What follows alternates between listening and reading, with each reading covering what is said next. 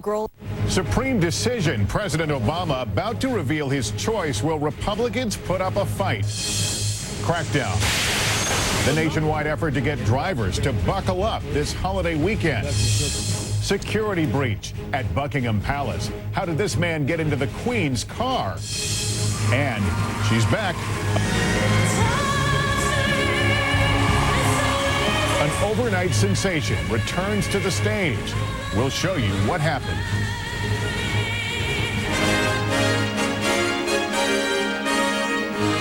From NBC News World Headquarters in New York, this is NBC Nightly News with Lester Holt. Good evening, everyone. That rumble you may be hearing is Washington's ideological fault line on the verge of opening up. This week, President Obama is expected to announce his pick for the next Supreme Court justice. It's a pivotal moment for any presidency and one that is always sure to unleash the passions of this country's social and moral divide. The inside the Beltway speculation seems to favor the president picking a woman. But the bigger question tonight that will define the debate to come is, will the president look to the political middle or to the left? NBC's Mike Vaquera is at the White House tonight with more. Mike, good evening. Good evening, Lester. The president is expected to return from Camp David to the White House this evening, and when he does, he will turn his attention to a decision that will prove to be among the most enduring of his young presidency. High stakes for the high court, and the anticipation mounts in Washington. I think it is going to come this week. As does the speculation. Much of it centers on potential candidates to replace the retiring David Souter, who are women. Diane Wood, who now sits on the federal bench in Chicago. Sonia Sotomayor, who has risen from a childhood in Bronx public housing to Harvard Law School and on to the federal bench. Elena Kagan, now serving as the nation's first female Solicitor General. And two who are outside the judicial branch, Jennifer Granholm, currently the governor of Michigan, and Janet Napolitano, the Secretary of Homeland Security. But outside the president's inner circle, nothing is known for sure.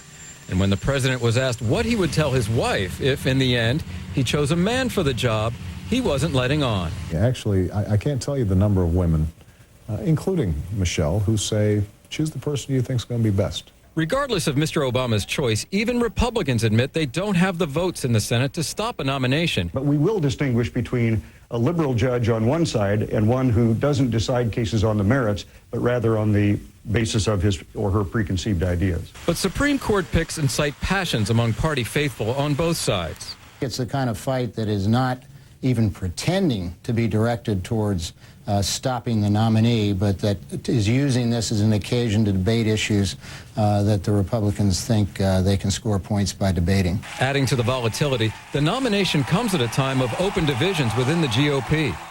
Let's debate the future of the party. On full display today as Colin Powell, a moderate who served a total of 8 years in Republican administrations, hit back at conservatives like his former boss, Dick Cheney, after Cheney called Powell's credentials as a Republican into question. If we don't reach out more, the party is going to be sitting on a very, very narrow base. And you can only do two things with a base. You can sit on it and watch the world go by, or you can build on the base. And Lester, there would be one added benefit to the White House if, as expected, that nomination is named this week. Congress is out of session, and the president would have the stage all to himself to present his nominee. Lester? And Mike, I'm wondering if Republicans would relish a chance for a Supreme Court fight, if for no other reason to start singing from the same sheet of music. Well, certainly social conservatives, this is very important to them. They are the base of the party, in that respect, very important to the Republican Party in terms of fundraising and enthusiasm. But there is a branch within the Republican Party that has been trying to get back to a message of fiscal conservatism at the expense of such issues as gay marriage and abortion. This would be a setback in that effort, getting them off message. It remains to be seen just how strenuous Republicans are going to fight this nomination when it comes to the Senate in July, Lester. All right, NBC's Mike Vaquera at the White House tonight. Thanks. The third time was the charm as NASA was finally able to bring the shuttle Atlantis and its crew of 7 home this morning. The shuttle touched down at Edwards Air Force Base in California after spending 2 additional days in space because bad weather at Cape Canaveral forced officials to wave off earlier landing attempts. In the nation's capital, thousands of motorcycles roared across the Memorial Bridge as members of Rolling Thunder took part in their annual Ride for Freedom, paying tribute to those who have given military service to this country. The group uses activities like this weekend's ride to call attention to veterans' issues. With Americans back on the move this Memorial Day weekend, there is a sobering statistic to think about. The National Safety Council predicts 366 people will die in traffic accidents during this long weekend. That number alone should be enough to make you wear your seatbelt. But if it doesn't, police around the country are prepared to use a different approach. Here's NBC's Tom Costello. The numbers are sobering. Somewhere in the country, there's a fatal car accident every 13 minutes. 29,000 drivers and occupants die in car accidents each year, more than half not wearing seatbelts. 15-year-old Ryan Didone was killed on a Maryland road last October. His dad is a police captain. The thing about Ryan is Ryan was one of those seatbelt babies. He's always car seat babies. He's always in a seatbelt. I never had to remind him. Now, the third year of a nationwide coordinated police crackdown, just in time for the summer driving season. Nearly 11,000 police departments checking for seatbelts and a public awareness campaign to go with it. Cops are stepping up enforcement and looking for unbuckled drivers like never before. If you don't buckle up, you will get stuck with a ticket. Last Memorial Day weekend, police issued 600,000 tickets nationwide. Now they're back on the streets.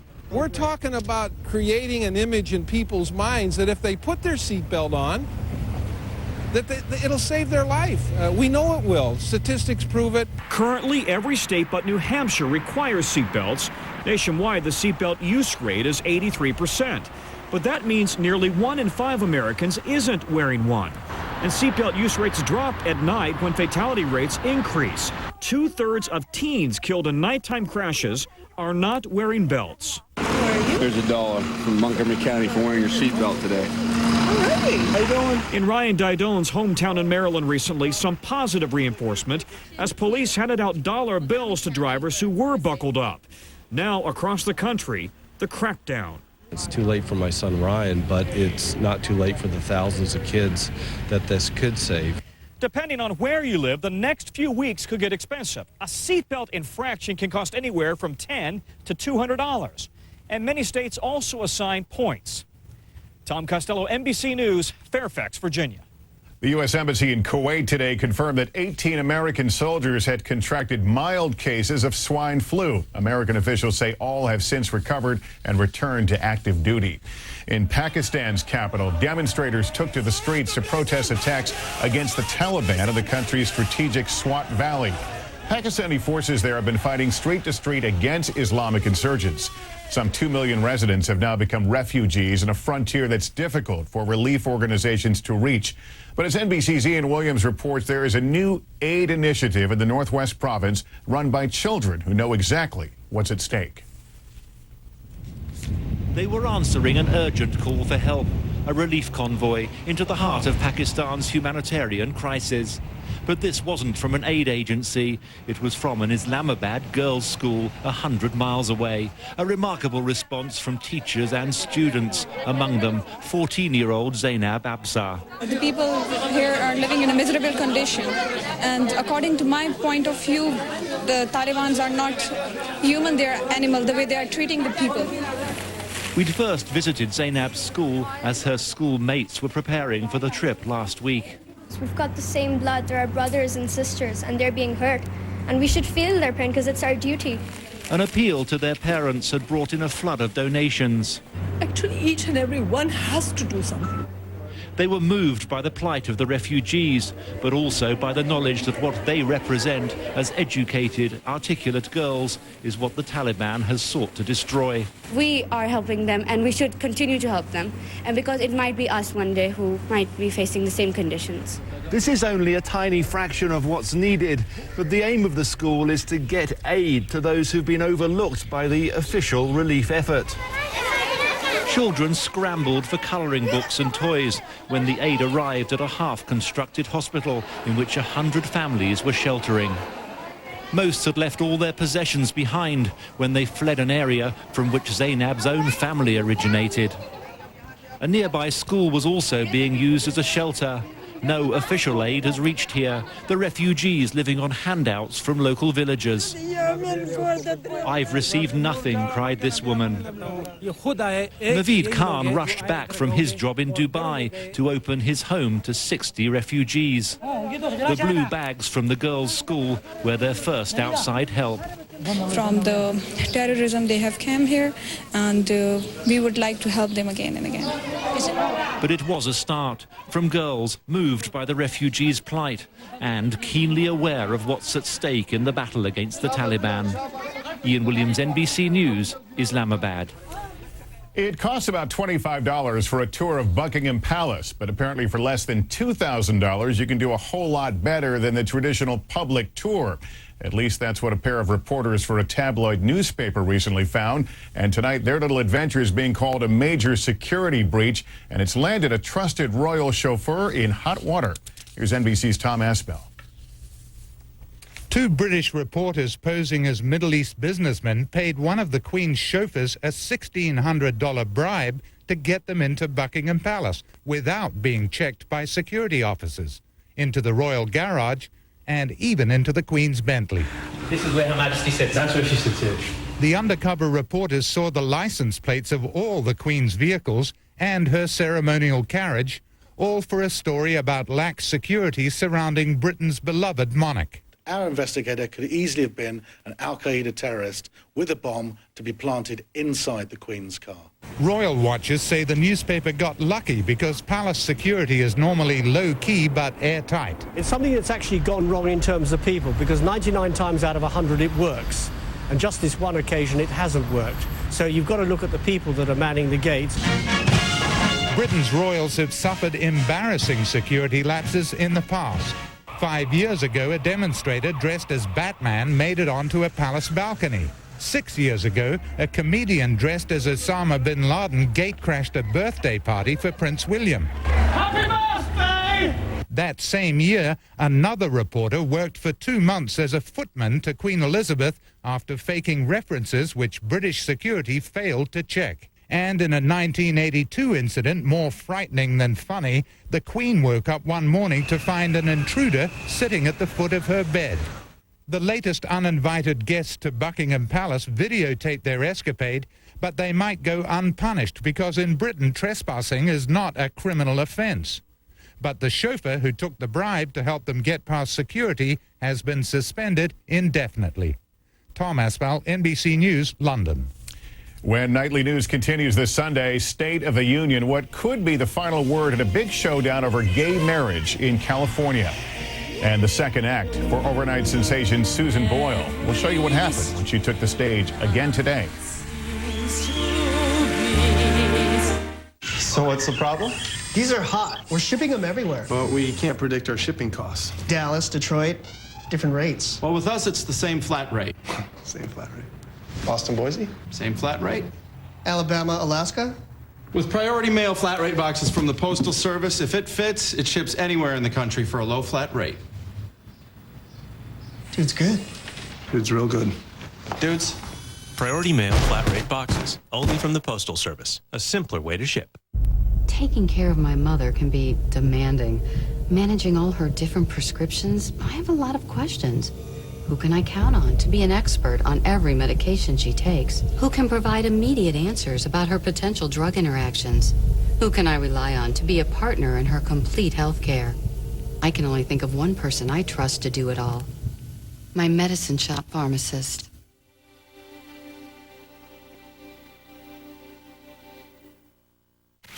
Vai do fogo, vai.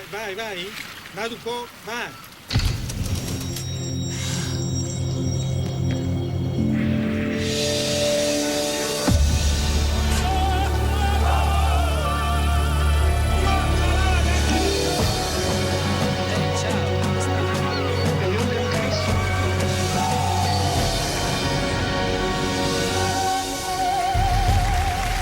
Italia, much more. And in business, the stock market registration. Excedrin PM relieves pain fast, plus a sleep aid to help you fall fast asleep. Excedrin. What ache? I'm no health nut. never ran a step until my 30s. At Kashi, we believe if you eat a little better, you feel a little better. Hey, ladies! That's why we make our foods, so you can do a little more. Now I'm 59. I've run almost 800 races. Getting healthy starts with taking little steps. As many as you want. Kashi, 7 whole grains on a mission. A major court decision is due this week in California, where voters decided to ban gay marriage last year. Will that vote stand? NBC's Miguel Almaguer tells us what's at stake. The power vested in me by the state of California. They've been partners for 16 years, and last June in Beverly Hills, Robin Tyler and Diane Olsen were legally married. Their relationship has never been stronger, but their marriage is in jeopardy. It's like having a guillotine hanging over our heads. They're worried because on Tuesday, California's highest court will decide whether gay marriage, once legal in the state, isn't anymore. Back in November, California voters approved Proposition 8, which amended the state constitution to ban gay marriage. If they uphold Proposition 8, then that'll be the first time in American history that people are taken out of a constitution. The debate over Proposition 8 has already drawn passionate crowds and heated confrontations, and protests are expected Tuesday no matter what the court decides. And it's not just here in California. Across the country, several states have taken up the issue, but the trend has gone in the opposite direction. Same-sex marriage is now permitted in Iowa, Connecticut, Massachusetts, Vermont, and Maine, and may soon be legalized in 2 more states. Prop 8 supporters believe the California Supreme Court will uphold the ban, but keep 18,000 already performed same-sex marriages legal. The outcome is likely to be marriages between a man and a woman after Election Day, but homosexual marriages are still valid if they were done before Election Day. It's convoluted. People think we're asking for special rights. We're not asking for special rights. We are asking for equal rights, period, end of question. On Tuesday, Californians will have an answer on gay marriage, but the debate will rage on. Miguel Almaguer, NBC News, Los Angeles. Here in New York, this Memorial Day weekend marks a big change in the heart of Manhattan. Today, part of Times Square was transformed into a pedestrian mall. For the rest of the year, residents and visitors will be able to stroll down Broadway without battling traffic. City officials say if the experiment cuts down on accidents and pollution, they might permanently turn the crossroads of the world into a world-class public space. Now to the Indy 500, won today by Helio Castroneves for Team Penske. It's his 3rd Indy win and an emotional one, coming just weeks after he was cleared of tax evasion charges that could have sent him to jail. He beat Dan Weldon and Danica Patrick, whose 3rd place finish was the best at Indy by any female driver. When we come back this Memorial Day weekend, making a difference for veterans just home from war. Here's Ryan getting ready to make his approach. To the men's room. Looks like he needs to go urgently. True. And there's Casey about to drive, also to the men's room. He has been going over and over. Now Wilson, 3rd time today, says he's going a lot at night, too. Yes, I'm afraid he thinks it's par for the course. They ought to see their doctors. Could be male urinary symptoms due to BPH and enlarged prostate. For many guys, prescription Flomax reduces their urinary symptoms due to BPH in 1 week. 1 week? Only your doctor can tell if you have BPH, not a more serious condition like prostate cancer. Avoid driving or hazardous tasks for 12 hours after your first dose or increase in dose, as a sudden drop in blood pressure may occur, rarely resulting in fainting. If considering cataract surgery, tell your eye surgeon you've taken Flomax. Common side effects are runny nose, dizziness, and decrease in semen. Ask your doctor if Flomax is right for you. And call 877-4FLOMAX to see if you qualify for up to $40 off new or refill prescriptions. For many men, Flomax can make a difference in 1 week. Not playing with the kids? Not on these legs. Poor leg circulation. Doctor says it's PAD. Peripheral artery disease? More than doubles your risk for a heart attack or stroke. So I hear. Better ask your doctor about Plavix. Plavix can help protect you from a heart attack or stroke. Plavix helps keep blood platelets from sticking together and forming clots, the cause of most heart attacks and strokes. My cousin, the MD. Call your doctor about Plavix. If you have a stomach ulcer or other condition that causes bleeding, you should not use Plavix. When taking Plavix alone or with some other medicines, including aspirin, the risk of bleeding may increase. So tell your doctor before planning surgery. And always talk to your doctor before taking aspirin or other medicines with Plavix, especially if you've had a stroke. If you develop fever, unexplained weakness, or confusion, tell your doctor promptly, as these may be signs of a rare but potentially life-threatening condition called TTP, which has been reported rarely, sometimes in less than 2 weeks after starting therapy. Other rare but serious side effects may occur.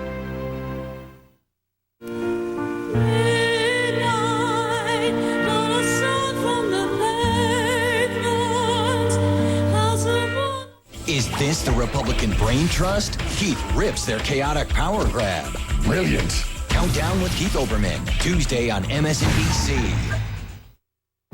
Brakes. The most important system in your car. If you're experiencing symptoms of worn brakes, noise or grinding, pulsation, brake grab, or if your brake pedal needs excessive pressure, come into Les Schwab for a free brake inspection. If your brakes need service, we do it right, we do it complete. Repairing, resurfacing, replacing, and adjusting. All backed by our full parts and labor guarantee. Les Schwab Brake Service. If we can't guarantee it, we won't sell it. NECA IBEW 48. Wiring a green tomorrow for the next 150 years.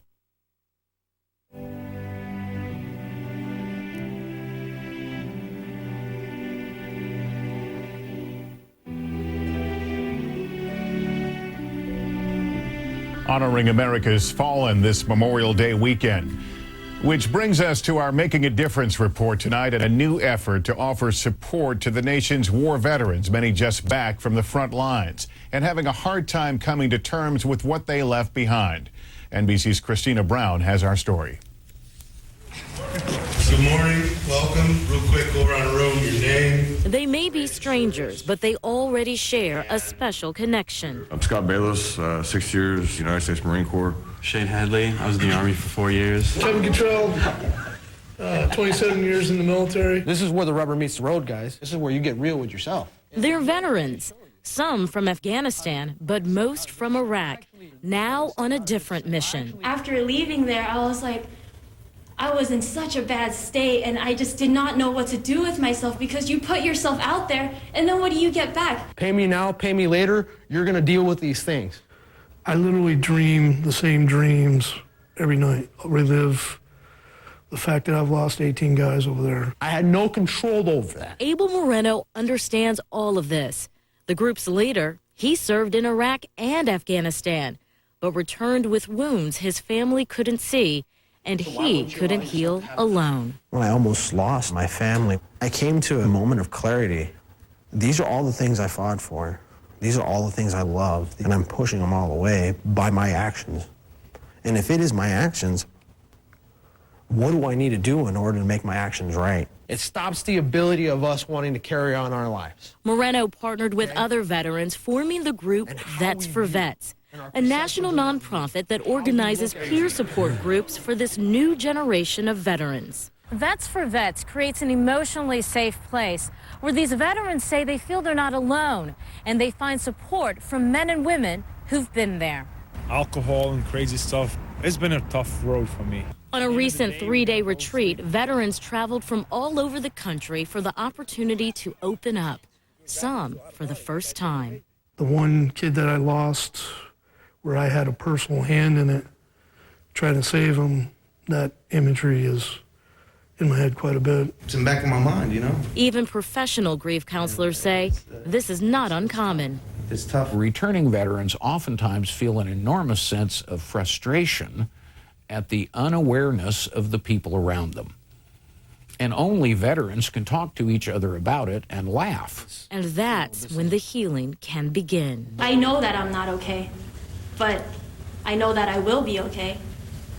And that's the biggest thing. It never fails that after I've left the workshop, I always feel so much better afterwards. And so I'm thinking maybe that's my new mission. A mission they're embarking on together. Christina Brown, NBC News, New York. We're back with more right after this.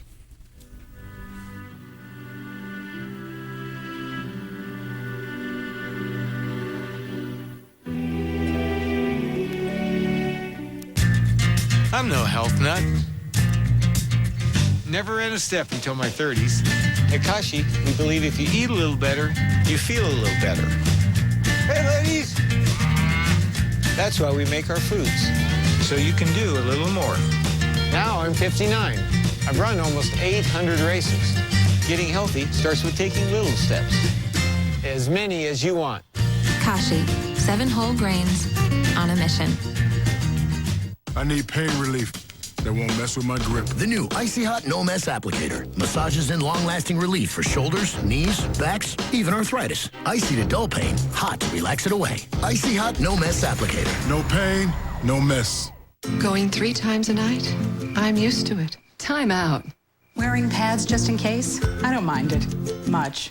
Time out. Are you really going to put up with overactive bladder forever? Talk to your doctor and give the coping a time out. It's back, and it's beefed up.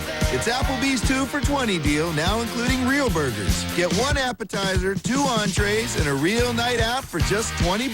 2 for $20 is back, only at Applebee's. It's a whole new neighborhood. What's your Cialis moment? When she gives me that look. When at last we're alone. When we both decide. Today, guys with erectile dysfunction can be ready with another dosing option from Cialis. Cialis for daily use is a clinically proven low-dose tablet you take every day, so you can be ready anytime the moment is right. So relax and take your time. Tell your doctor about your medical condition and all medications, and ask if you're healthy enough for sexual activity. Don't take Cialis if you take nitrates for chest pain, as this may cause an unsafe drop in blood pressure. Don't drink alcohol in excess with Cialis. Side effects may include headache, upset stomach, delayed backache, or muscle ache. To avoid long-term injuries, seek immediate medical help for an erection lasting more than 4 hours. If you have any sudden decrease or loss in hearing or vision, stop taking Cialis and call your doctor right away. Today, you have options. Cialis for daily use or 36-hour Cialis. Ask your doctor if Cialis is right for you, so when the moment is right, you can be ready. Tonight, she fell for a spy. He lured her into a life of intrigue. Then she vanished. Now her mother on a dangerous mission. I knew that if this didn't work, it was all over. Will she save her missing daughter? The Spy Who Conned Me. Dateline tonight, 7/6 Central on NBC. Weekdays. We got a great idea. Get your mojo working. That was very impressive. Morning Joe. The happiest place on earth. Weekday mornings on MSNBC. Nightly news at nightly.msnbc.com. Finally tonight, the performance that millions worldwide have been waiting for. Susan Boyle, who became an internet superstar after stunning the judges of Britain's Got Talent with her voice, tonight faced that panel again in the show's semifinals. NBC's Donna Friesen shares the results. What's your name, darling? Susan Boyle. What's the dream? Trying to be a professional singer. Her first performance won the hearts of millions. I dreamed a dream in time gone by. Tonight, in the semifinals of Britain's Got Talent, the pressure was on. And after a bit of a nervous start, Boyle rose to the occasion.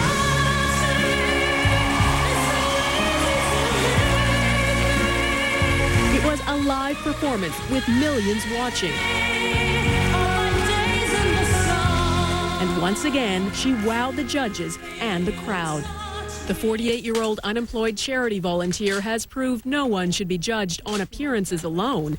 Catapulted from obscurity to fame, millions have watched her online. She's even been impersonated by Jay Leno.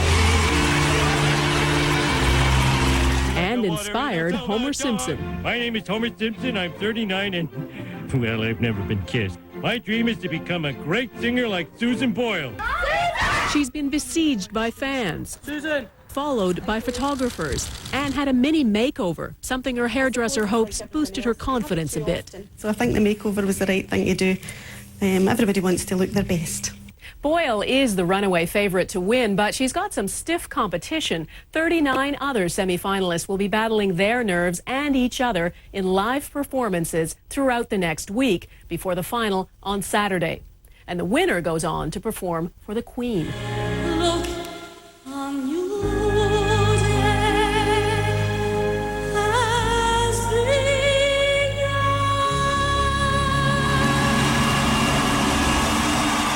Boyle is well on her way. You are one special lady, I have to say. On behalf of the whole world, because they're all watching you tonight, thank you, Susan, because it's been terrific. She made it through to the final. This is for you, Piers. Piersy, baby! clearly loving every minute of it. Donna Friesen, NBC News, London. With a new take on the victory dance. That's NBC Nightly News for this Sunday.